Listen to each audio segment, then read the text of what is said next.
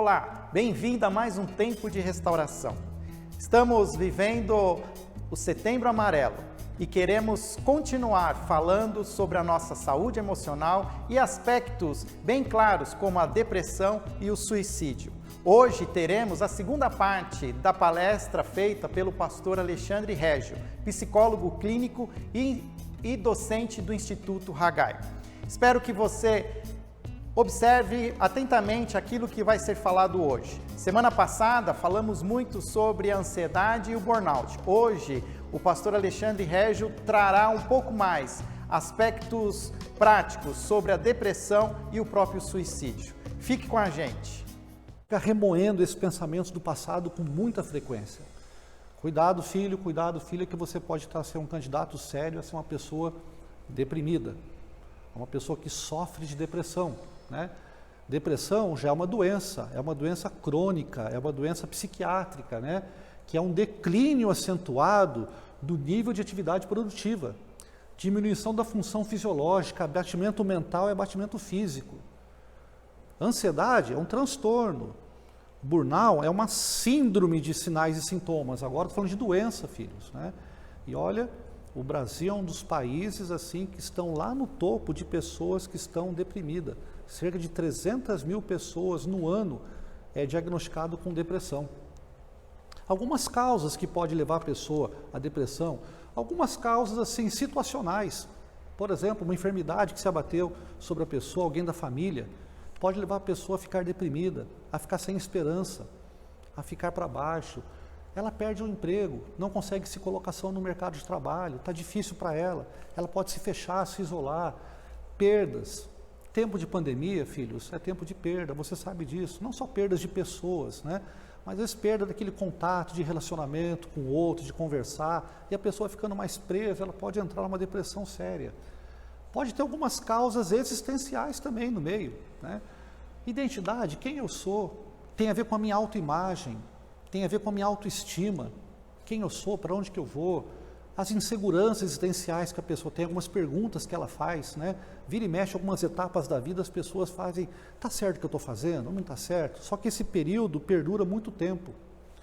E também a gente pode elencar também causas espirituais, a pessoa se afasta de Deus, a pessoa não quer saber de ter um relacionamento com Ele, então a pessoa fica deprimida. Aqui eu estou colocando circunstâncias que são mais assim, né? Exógenas, de fora para dentro, mas tem também casos de depressão que alguns comportamentos genéticos, biológicos, tem pessoas que têm uma predisposição para ter, né, depressão. Por quê? Porque o aspecto biológico, orgânico dela está um pouco em desequilíbrio. Por isso que ela precisa ser tratada. Precisa ir para um psiquiatra, precisa ir para um psicólogo, né, para poder saber como é que está a situação dela. Depressão não é só causas externas, não, né, que vêm de fora para dentro, mas também tem causas de dentro para fora, causas físicas, genéticas mesmo, que a pessoa tem. Para equilibrar um pouco, né, os hormônios dela, tem que tomar às vezes algum tipo de medicamento, é importante isso, né? Aqui algumas características, assim como eu falei da ansiedade, né, também da depressão, para você perceber alguns sintomas também dessa doença que é muito significativo. Ela perde interesse ou prazer pela vida, ela tem um humor deprimido, perda excessiva de peso ou ganho excessivo de peso, come demais ou come de menos, insônia, dorme demais ou dorme de menos, né? Ela tem um certo retardo psicomotor, às vezes a fala dela é um pouco letárgica, a fala dela é um pouco assim, né? Um pouco mais mole, um pouco mais brando, um pouco mais baixa, fadiga ao excesso, perda de energia sexual, sentimento de culpa. Gente, se é uma coisa que abate sobre o deprimido, é que ele sente culpa de tudo.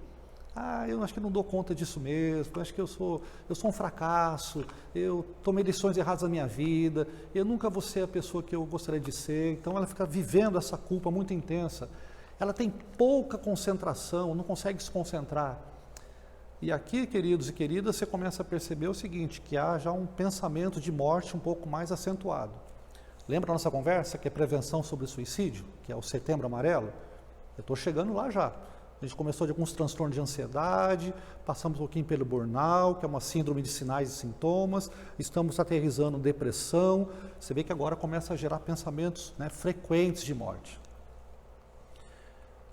Aqui que a Bíblia fala, né? Olha lá, um abismo chama outro abismo, eu coloquei que ansiedade, burnout, depressão, suicídio, a pessoa vai para baixo, né?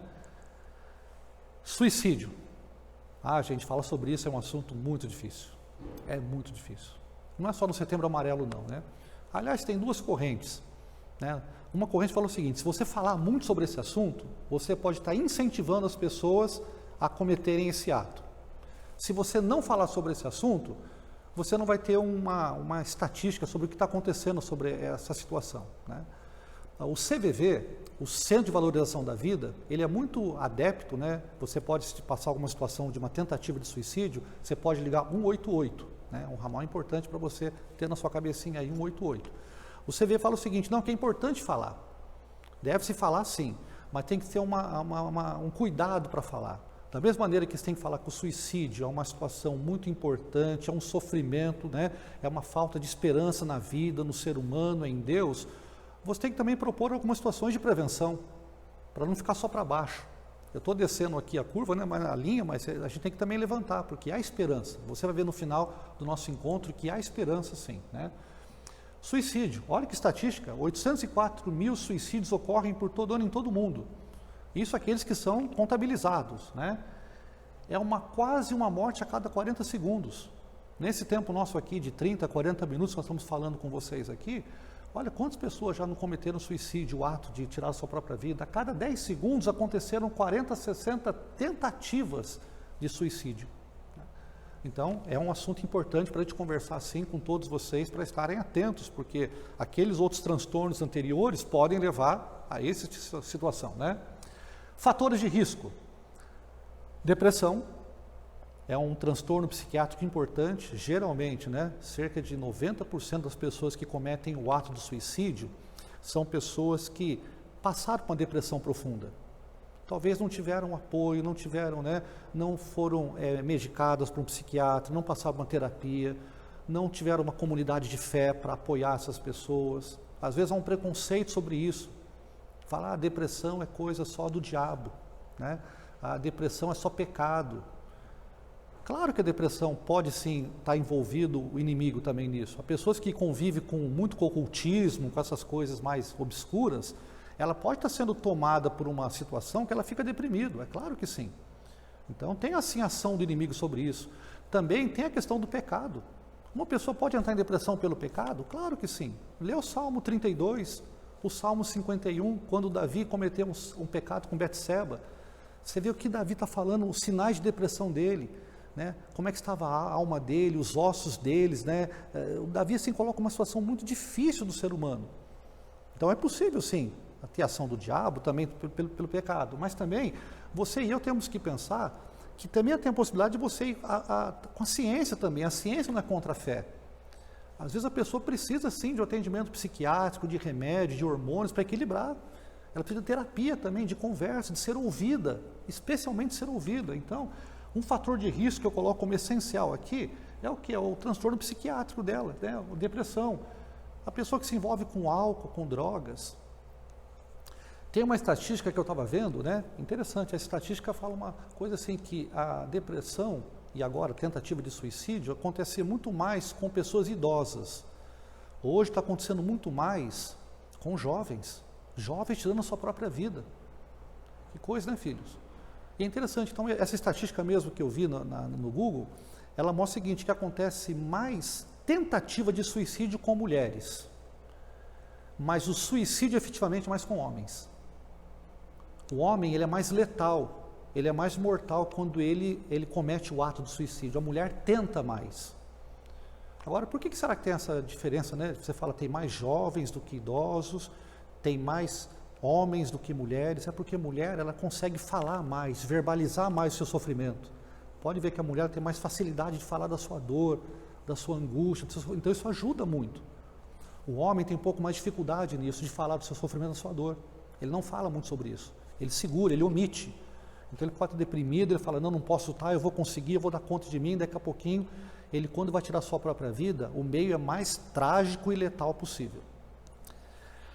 Nessa mesma pesquisa, eu estava dizendo o seguinte, algumas pessoas que cometem o ato, ou vão cometer o ato do suicídio, algumas pessoas dessas não conseguiram efetivamente cometer esse ato de suicídio. Vamos supor, colocou uma corda no pescoço e a corda arrebentou. ela tentou se atirar por um prédio, e quando ela se atirou tinha um toldo lá embaixo, ela bateu no toldo e ela foi salva. Entrevistaram essas pessoas, foi o seguinte, quando você estava naqueles segundos finais em que você pulou do prédio, em que você tentou se enforcar, cortar seu pulso, e você foi salvo, o que passou na sua mente? Qual foi a palavra mais assim, intensa que apareceu na sua mente? Arrependimento. Filhos, arrependimento. Porque não é natural a pessoa tirar sua própria vida, é antinatural. Biologicamente, existem 100 trilhões de células que ficam lutando, batalhando para você sobreviver. É instintivo. O biológico nosso luta para você viver. O psicológico também luta para você viver. Não é uma coisa natural. Por isso que a pessoa que comete o ato de suicídio é uma pessoa realmente que ela chegou na parte de baixo do fundo do poço, ela não vejo mais nenhuma condição para poder sobreviver. Então, se envolveu às vezes com álcool, com drogas, né? Ela teve tentativas prévias da pessoa tirar a sua própria vida. Alguns fatores de risco como esse. Fatores ambientais contribuem também para a pessoa, às vezes, né, cometer o ato do suicídio. Família disfuncional, família que não dá atenção, família que rejeita, né? A ausência de um tratamento para essas pessoas. Aqui vem uma situação importante no Brasil, né? No Brasil você não encontra muitas situações que dão apoio para esse tipo de situações, né? Mas o CAPS tem aí para ajudar a você, caso você precise de ajuda nesse período aí. A mídia, gente, a mídia é um fator que pode ser positivo, mas pode ser negativo também, né? A mídia tem até uma orientação da Organização Mundial de Saúde para quando alguém cometer o ato de suicídio, não colocar assim de maneira exagerada detalhes de como aconteceu, evitar de colocar imagens, né? Porque tudo isso pode de alguma maneira assim despertar o interesse de algumas pessoas. Então a mídia tem que ter ela pode ser boa no sentido de prevenção que a gente está fazendo, mas também a mídia pode ser bastante sensacionalista e isso criar algumas situações assim de certo incentivo e estímulo, né? É um fator de risco do ambiente e social. O isolamento social pode ser um fator que está contribuindo para a pessoa cometer o ato, tirar a sua própria vida. Fator econômico, a pessoa está com uma condição financeira boa, recursos bons, tem aplicação em tal lugar, perdeu tudo isso. A pessoa fala, não tem mais sentido. O apego dele estava nisso, nas coisas. E agora não tem mais as coisas. A pessoa fala assim, não tem sentido na vida. Ela acaba tirando a sua própria existência. Mas também, além dos fatores ambientais e sociais, há o fator individual. Traumas e violência que a pessoa teve lá na infância, que às vezes são resgatados só agora.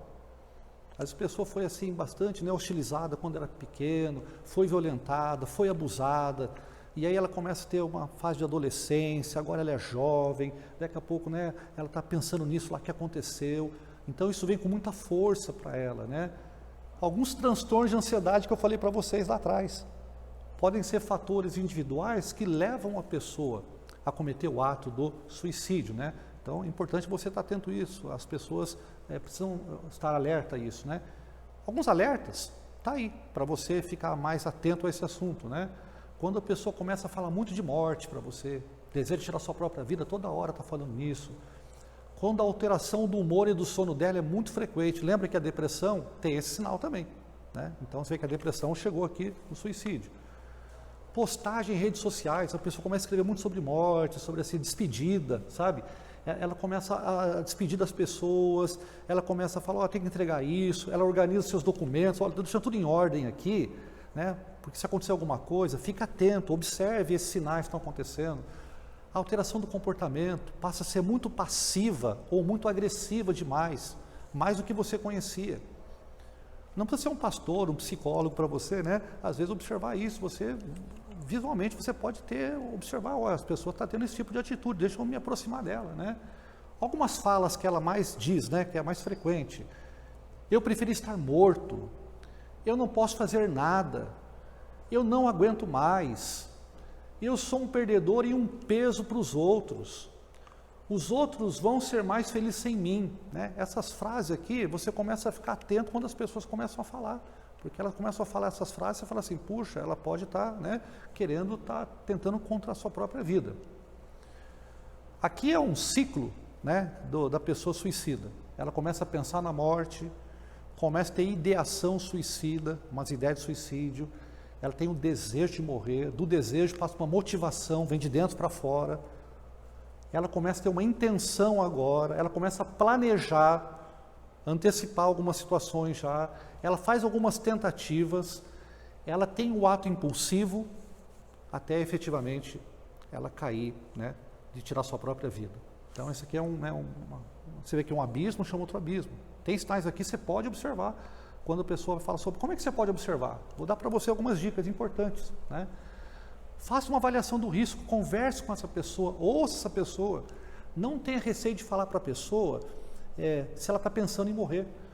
Se desejou o poder dormir e não acordar mais, pode fazer. Se você observa algumas características assim, fala, se você já pensou nisso, você está aqui comigo, você já pensou de que você não tem sentido para a sua vida e você parece que quer dormir eternamente e não acordar mais? Você já pensou em se matar? Nossa, pastor, eu posso falar isso para a pessoa? Deve falar isso para a pessoa. A pessoa ela quer falar, viu? Ela quer ser ouvida. Não tem problema você falar isso. Ah, mas se eu falar que ela se pensar em se matar, eu posso dar uma ideia para ela. Não, porque ela já está tendo essa ideia já.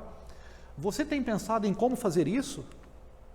Ainda mais, você já começou a elaborar esse plano? Você pretende executá-lo? Veja que essas perguntas começam a ter uma gravidade do menor para o maior. Você começa a falar com ela, você fala, você já pensou nisso mesmo? Tem algum plano a respeito disso? Agora, né, vocês vão perceber uma coisa, que falar é importante. Agora, ouvir, no caso de uma pessoa que está tentando tirar sua própria vida, com esses sinais, é muito mais importante, né? Se a pessoa falar sim a tudo isso aqui, não tenha receio, né? Nunca deixe essa pessoa sozinha. Acompanhe essa pessoa. Ela precisa de ajuda. O que a gente faz é o seguinte, ela ouve aquela escuta que não é uma escuta empática, né? Não é uma escuta ativa, a gente deixa a pessoa... Não deixa ela sozinha. Afaste alguns meios que possam causar os danos. Comunique a família. Tem alguma arma aí em casa? Tem arma de fogo em casa? Não tem? Tem alguma situação, né? Tem corda, alguma coisa? E tira isso dessa casa dessa pessoa. Aqui eu considero o ponto mais importante, que você também já pensou comigo, né? Ouvir essa pessoa sem julgamento. Você vai procurar sim ajudar essa pessoa quando você estiver ouvindo. Ela não quer naquele momento inicial, ela não quer assim algum juízo de valor. Ela quer ser apenas ouvida, só isso. Então ouça, empreste os dois ouvidos para ela, uma atenção, fique com ela. Não subestime de jeito nenhum a gravidade dessas conversas que ela começa a ter com você. Ela está pensando seriamente sim em fazer isso. Marque uma consulta médica. Você precisa de um médico, porque ela pode estar em depressão. 90% das pessoas que cometem suicídio é depressão. Então, psiquiatra, né? Encaminhe para emergência se for o caso. Mas não abandone essa pessoa nunca, né? Então você fala, tá bom, pastor, agora como é que a gente pode proteger essa pessoa? Algumas dicas aqui, né? Combate o preconceito, especialmente com as pessoas que tem alguém na família que cometeu suicídio. Você sabe que até entre cristãos a gente tem ouvido isso. Pastores estão tirando sua própria vida. Então você olha depois para a esposa do pastor, com aquele ar de julgamento, né? O que essa mulher fez para esse marido tirar sua própria vida? Aliás, é difícil a mulher, hein? Então, parece que tem uma leitura na cabeça das pessoas assim, julgando, condenando a família daquela pessoa que cometeu o ato de suicídio. Então, proteja, combate esse preconceito. As pessoas pensam, infelizmente, nisso. A dor e o sofrimento é um campo sagrado, como falei para vocês, né? Ajuda essa pessoa a ter uma atividade esportiva, isso ajuda bastante a pessoa, né, a desfocar essa questão do pensamento mais negativo. Não só fator de proteção social, mas também ambiental. O ambiente prejudica, mas o ambiente também protege. A mídia pode proteger, né, fazendo campanhas como essa de prevenção ao suicídio, educação, a família, quando se fala abertamente de assuntos, o que está acontecendo, né, algumas decepções que a pessoa tem na vida, alguns desarranjos que a pessoa tem na vida, né. E se a família tem um ambiente não disfuncional, isso ajuda muito a proteger a pessoa, a ter mais liberdade de falar. Mas também fator de proteção individual, terapias, espiritualidade. Tem uma pesquisa que fala que as pessoas que têm uma ligação com Deus, ela tem menos possibilidade de se envolver numa tentativa de suicídio. Não quer dizer que isso é regra, mas a pessoa que não tem Deus, ela tem a possibilidade maior de se envolver, né? Isso aqui é pesquisa médica, viu? Fala assim de espiritualidade, a importância de você, né, não se afastar de Deus, mas se aproximar dele. Isso é importante. O suicídio pode ser evitado. Fique atento a alguns sinais, fatores de risco e de proteção que nós falamos aqui, né? Fale sobre o suicídio, ou falar não aumenta o risco, você está educando essa pessoa, né? Você está ajudando essa pessoa. Procurar ajuda é um sinal de grande força. Se você está me vendo, está me ouvindo, você está passando por um período de sofrimento, de dor, um período assim de angústia, de desesperança, o fato de você falar, preciso de ajuda, é um sinal de força sua. Procure pessoas que vão realmente ouvir você sem julgar. Eu queria estar concluindo essa nossa conversa aqui, mostrando um texto bíblico importante. Em Eclesiastes, capítulo 11, versículo 3, o homem mais sábio do mundo, Salomão, fala o seguinte: quer uma árvore caia para o sul, quer para o norte, onde cair, ficará. Gente, o homem mais sábio do mundo, hein? Fala o seguinte, olha, uma árvore, ela foi derrubada, se ela cair para o sul, vai ficar para o sul, cai para o norte, norte. Até não precisa de sabedoria não, né? Quer dizer, vai acontecer isso mesmo. Mas olha que interessante, Jó, no capítulo 14, versículo 7, o Jó foi uma das pessoas que mais sofreram situações adversas, passaram por mais dores, né? Foi Jó. Ele falou o seguinte: porque há esperança para a árvore, pois mesmo cortada, ainda se renovará, e não cessarão seus frutos. Você olha para esses dois textos aqui e fala assim, o que está acontecendo? Um texto fala assim, o homem mais sábio da Bíblia fala o seguinte, o lado que a árvore cair, ela fica. Aí Jó vem e fala o seguinte, não, a árvore que for cortada, ela pode ter esperança para ela. Como é que você resolve isso? A gente resolve pensando o seguinte, que quando você vê que uma árvore cai para um lado, e o lado que ela cair, ela vai ficar, isso é uma verdade. Mas o tronco dela, ela está presa à raiz. E mesmo que cortada, que é o que Jó está falando, ela pode o quê? Ao cheiro das águas, ela pode ser inundada com águas e sobreviver. Vir esperança, nascer novamente, renascer outra vez. Em tempo de dor, em tempo de sofrimentos, como esse que nós vivemos, de pandemia, de ansiedade, de burnout, de depressão, de tentativa de suicídio, tenhamos a paciência de Jó e a sabedoria de Salomão. Tem um desafio. O desafio é esperar com fé no tempo de Deus. Tem situações que o sofrimento vem sobre você e sobre mim, é para a gente aprender alguma coisa com isso. O sofrimento vem para purificar a nossa fé. O sofrimento vem muitas vezes para a gente poder enxergar com outros óculos o sofrimento do outro. A gente pensa que só nós sofremos, mas a gente vê o outro também, o outro está passando um sofrimento às vezes pior que o seu e que o meu. O sofrimento então tem essa condição muito boa de fazer você tirar o seu óculos e colocar um outro, ter uma outra cosmovisão. O salmista também, no Salmo 40, versículo 1, ele fala assim, esperei ou coloquei toda a minha esperança no Senhor, e Ele se inclinou para mim e ouviu o meu grito de socorro. Mesmo que a árvore caia a um tronco, eu olho para você nessa manhã, estou vendo você como um tronco, pode ser que uma parte lá caiu, uma parte lá esteja um pouco assim, desarrumada, mas lembre que há esperança para você, há esperança para a minha vida. Abraão também esperou. A Bíblia fala que Abraão, contra toda esperança, em esperança creu, tornando-se assim pai de muitas nações. E a esse respeito, o apóstolo Paulo, em Romanos 5,5, fala, e a esperança não nos decepciona, porque Deus derramou o seu amor em nossos corações por intermédio do Espírito Santo. É certo que a esperança para todo aquele que nele confia, em Deus, pois se ao cheiro das águas de um simples tronco cortado pode brotar folhas novas, muito mais pode acontecer aos que esperam no Senhor. Isaías 64,4 fala, desde os tempos antigos, ninguém ouviu, nenhum ouvido percebeu, e olho nenhum viu outro Deus, além de ti, que trabalha para aqueles que nele esperam. Temos que pensar na vida. Jesus disse, eu sou a ressurreição e a vida. Quem crê em mim, ainda que seja morto, viverá.